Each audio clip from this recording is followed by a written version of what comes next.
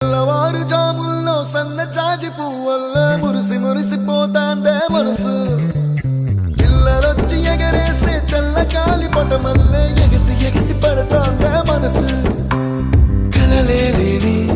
కన్నుల్లోన కదలేవో కనిపిస్తున్నాయే అలలేని గుండెల్లోన గలగలమని పొంగాయే ఆశల అలలే ఇంతందంగా ఉంటుందా ఈ లోకం ఇన్నాళ్ళు ఈ మనసుకి తెలియాలేదే పాపం